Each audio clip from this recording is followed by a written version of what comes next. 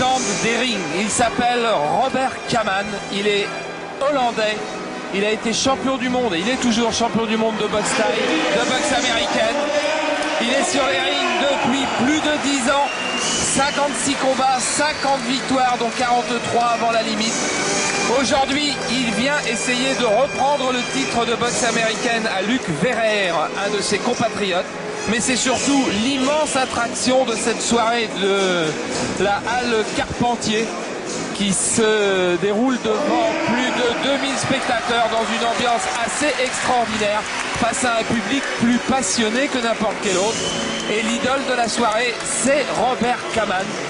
Robert Kaman, dont on peut dire, Jean-Paul Maillet, journaliste à Karaté Bushido, que c'est quelqu'un d'exceptionnel, comme Luc Verreer d'ailleurs, le tenant du titre. Oui, il y a toujours dans une génération un boxeur exceptionnel, et en ce qui concerne le kickboxing, c'est bien Rob Kaman, le Hollandais, puisque sur tous les rings du monde, que ce soit en Europe, aux États-Unis, au Japon ou en Thaïlande, il a battu tous les adversaires qui voulaient se frotter à lui. Et effectivement, sa particularité également, c'est d'avoir combattu dans tous les styles, c'est-à-dire en boxe thaïlandaise, en boxe américaine et bien entendu ce soir en kickboxing WK, où il va tenter de reprendre sa couronne mondiale, couronne qu'il avait perdue à Tokyo au Budokan devant 10 000 personnes il y a très exactement un an face au Hollandais Peter Schmidt. Peter Schmidt qui a ensuite perdu face à Luc Verreer. C'est donc en toute logique que les deux boxeurs se retrouvent ce soir face à face. Voilà, Luc Verreer, vous l'avez vu en gros plan, très concentré. Il est néerlandais comme Kaman, donc il sait très bien où il va. Vous découvrez Jean-Paul, il est à côté de moi. Il sait très bien que c'est un combat très difficile qui l'attend aujourd'hui. Mais quand on est boxeur de boxe américaine, c'est aussi un immense moment, il le disait encore cet après-midi, que d'être face à Robert Kaman, qui était son idole. Il est plus jeune, il n'a que 28 ans, Verreer. Et aujourd'hui, il est face à lui pour un combat qui, aux Pays-Bas, déchaîne toutes les passions. Et à Paris aussi, Robert Kaman, c'est culotte blanche sur votre gauche. Luc Verreer, 42 combats, 38 victoires, dont 25 KO. Il est en long pantalon noir.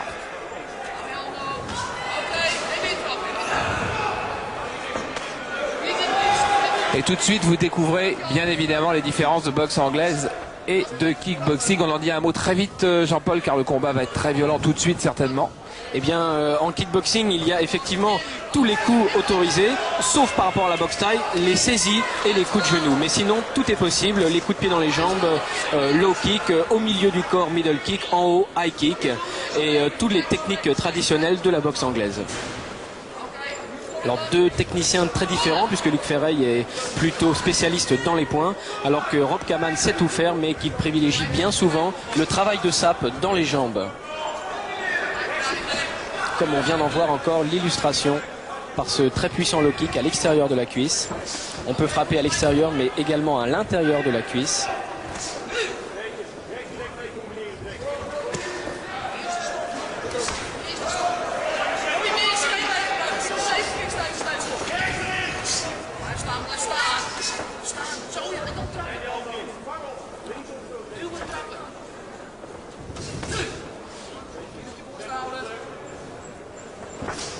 Voilà, contre du droit de Kaman au moment où Verreer s'avançait. En fait, on s'aperçoit qu'il faut être extrêmement complet, point et pied.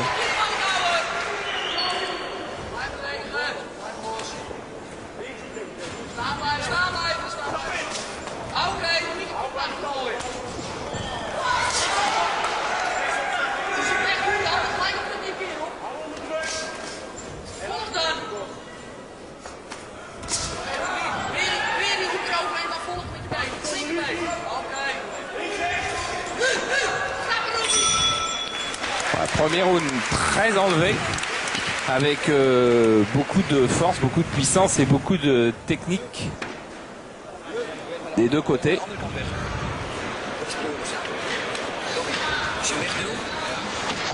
Als je wegstapt, wat je nu een paar keer goed deed, hij stapt in dan, hè? Gelijk volgen met je trappen. Ik bedoel, je stapt even te makkelijk weg. Klopt, want die recht voor lekt, hè? Kijk, Robbie, af en toe te veel met je lichaam naar rechts toe. Ja? Dan doe je nou eens een paar keer goed in. Kom op. Et les échanges, 2 points tout de suite très puissant entre Ferreil et Kaman.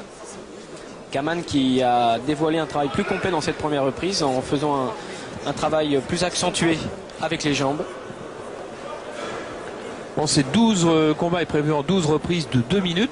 Oh, voilà cette droite de Kaman qui aurait pu faire exploser le tenant du titre, car le tenant du titre, ne nous trompons pas, c'est bien Luc Ferrer pour le moment. 12 rounds de 2 minutes avec, comme en boxe anglaise, 3 juges, un arbitre et 3 juges qui donnent leur décompte de points à la fin, si ça va à la fin. Exactement. Ce qui arrive assez rarement avec un combattant comme Rob Kaman. Déséquilibre ici, avec frappe dans les jambes. Mais son adversaire aussi, 25 KO sur 38 victoires.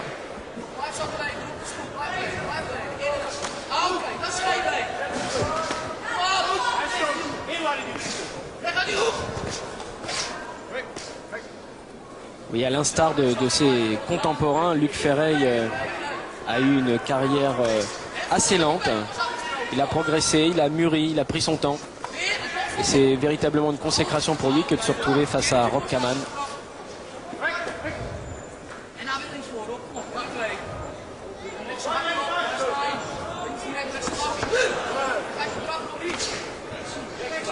La stratégie pour Kaman, c'est de ne pas trop venir à l'intérieur de la garde.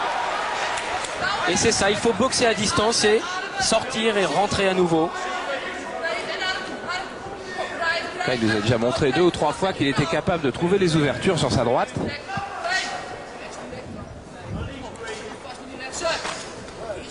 Il suit les conseils qu'on lui a donnés.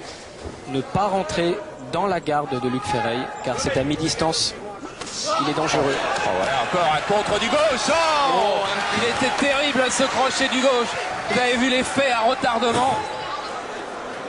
Et voilà Ferrer compté pour la première fois sur une superbe gauche à la face.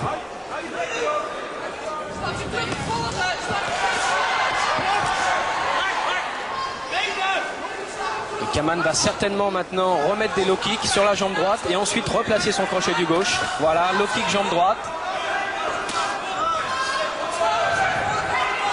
C'est sa technique et son enchaînement préféré.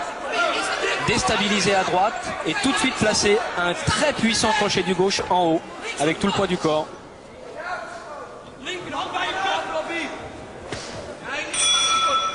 Voilà, round difficile, round très difficile pour Luc Ferrer, qui en plus devait absolument prendre confiance face à la légende qui est en face de lui et qui commence par être touché. Valt niet in die rechtse dubbele van hem, met die rare stompjes. Het ziet er toch kut uit. Ja? Ademen. 2 keer goed uit. Alleen uit, alleen uit. Naar je benen. Oké. Dat is perfect, Rob. Maar het is niet verlaten om te makkelijk te worden, hè? Gaat even te goed, hè, nou. Niet even zo, even een low kick erin, nou, van het niets uit. Maar links direct is perfect, maar ik moet een... Voilà, on voit ce contre... Premier contre du droit, c'est pas celui, puisque c'est une gauche, je crois, si je me souviens bien, qui a battu Ferrer. Qu'on va voir ici même, voilà. Fameux crochet du gauche porté avec tout le poids du corps, avec effet à retardement. Et de toute façon, il a bien fait de mettre un genou en terre, le champion du monde, car sans ça, l'orage allait s'abattre.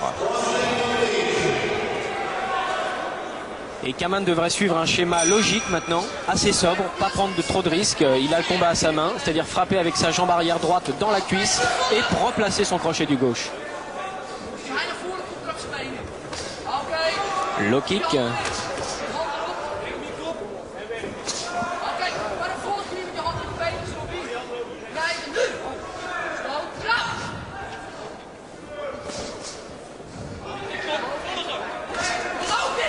Voilà, ça frappe encore des 2 mains du côté de Kaman.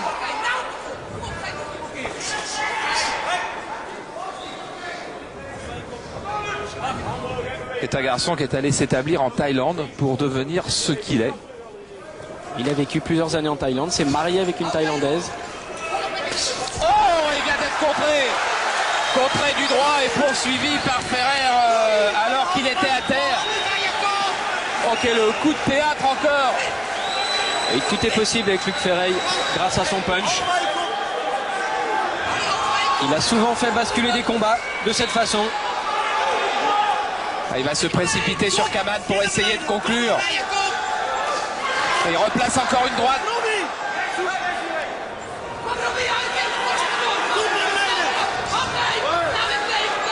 Là, il ne faut pas pêcher par orgueil, ni d'un côté ni de l'autre. Tout à fait, ce n'est pas pour rien que Luc Ferry est devenu champion du monde de kickboxing.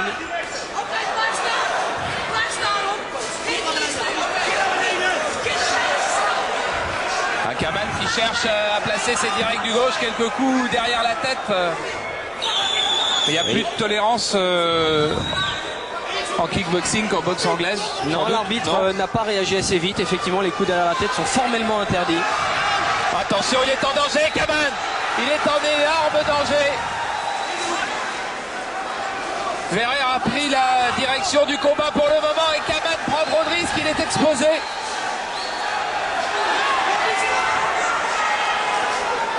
Et oui, pour Luc Ferry, c'est une chance qui ne se reproduira sans doute plus au cours de ce combat. Il met le paquet, comme on dit. Et il a raison.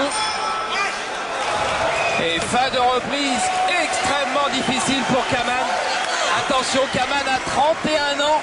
Peut-être aussi n'est-il plus tout à fait cette légende qu'il était.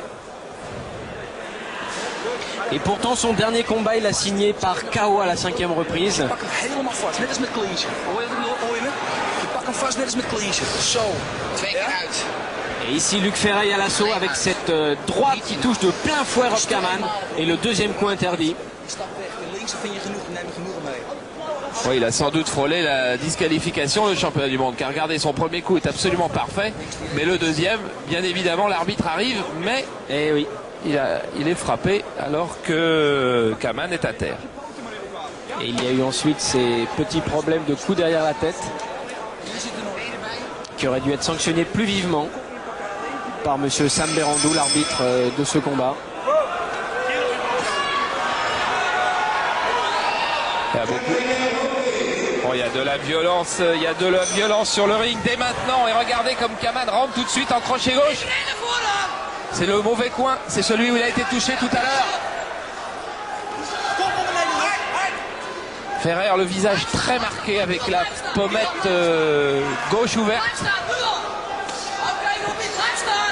Il faut que Kaman se serve de ses jambes s'il veut se sortir de cette situation. Il vient de prendre 2 crochets du droit encore. Voilà, il travaille en low kick, sûrement comme lui a conseillé son manager. Mais il faut qu'il monte cette garde. Oh, il y a des contres d'une violence, mais d'une violence.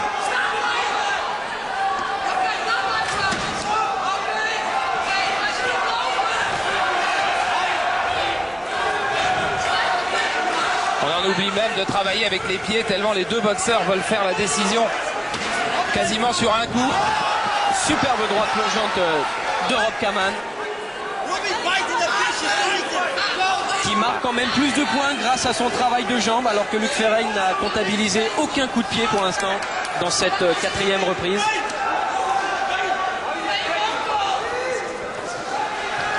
Ah voilà, un coup de pied qui éprouve beaucoup plus qu'on peut le croire. Et des séries des 2 mains derrière avec l'œil droit de Ferrer qui se ferme petit à petit. Et toute la chance de Kaman maintenant réside dans son travail de jambes, avec une garde bien fermée, hermétique. L'œil droit de Luc Ferrer peut également jouer un rôle car l'arbitre le regarde de temps en temps. Il est vraiment en très mauvais état. Et les directs qui pleuvent.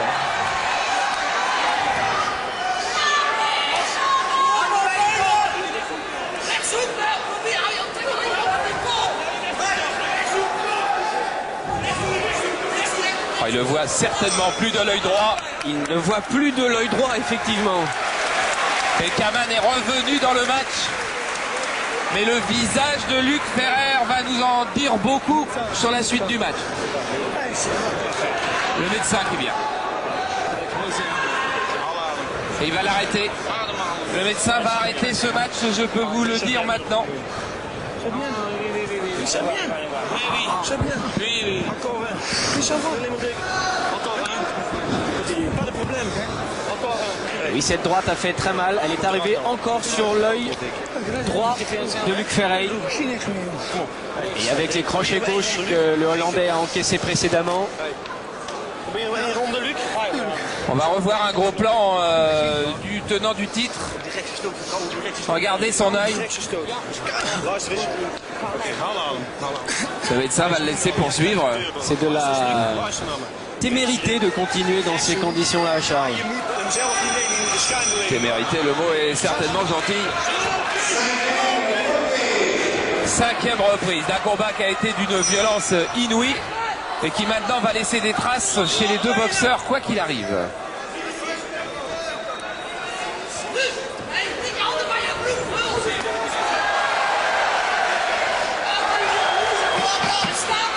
Ouais, Luc Ferreira se donne à fond dans sa boxe. Chaque coup, il le donne avec tout le poids du corps. Car chaque seconde compte pour lui maintenant.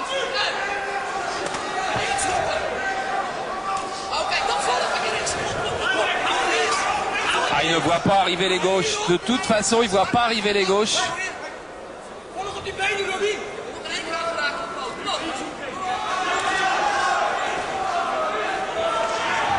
Mais il passe des droites.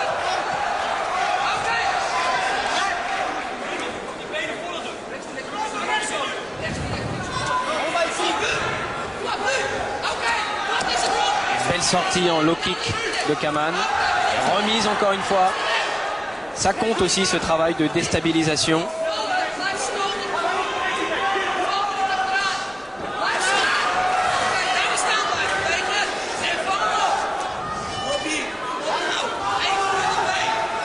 Quoi qu'il arrive, le tenant du titre aura passé beaucoup de droites et aura fait un combat superbe face à Kaman, justifiant sa conquête du titre face à Peter Smith.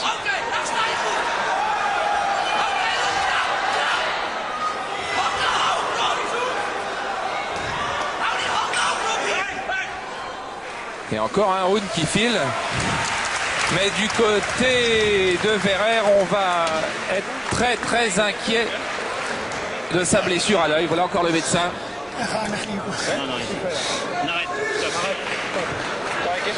Voilà, c'est fini. C'est fini, ils l'ont laissé poursuivre un round de plus. Et Kaman est vainqueur, mais après un combat extrêmement difficile, c'est le moins qu'on puisse dire.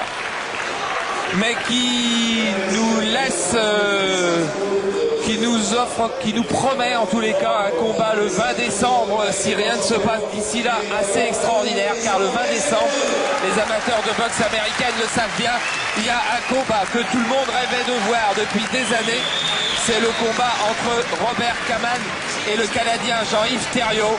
C'est un petit peu Léonard Agler ou quelque chose comme ça.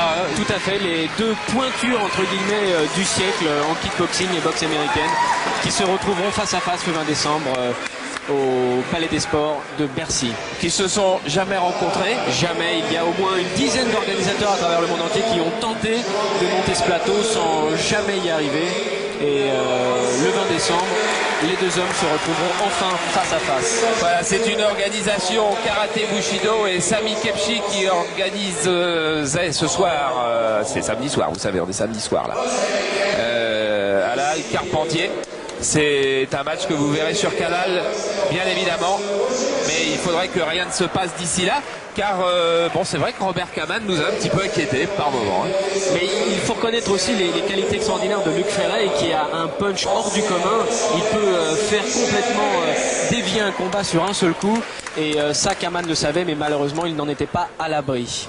Voilà, donc Robert Kaman redevient le champion du monde qu'il était il n'y a pas si longtemps. Il a gagné avant la limite, mais arrêt sur blessure, et vous voyez que cette blessure justifiait absolument l'arrêt. Mais vous allez voir qu'en boxe américaine et qu'en boxe thaïlandaise, très peu de combats vont à la limite. Vous allez vous en apercevoir dans la suite de notre soirée qui vaut le détour, je peux vous l'assurer. Et pour le moment, en tous les cas, un dernier salut à la légende des rings, Robbie Kaman.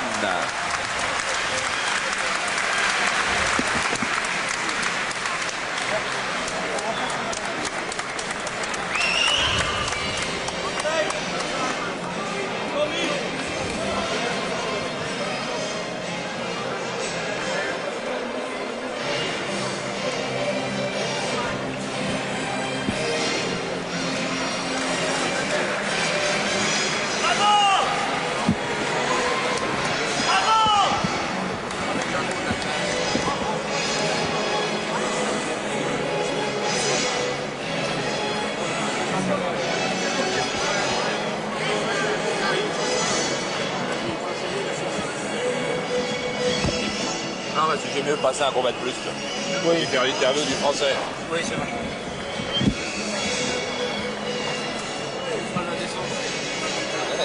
Avant. Il faut passer loin quand même. J'ai des images de lui sur plein de combats en bêta.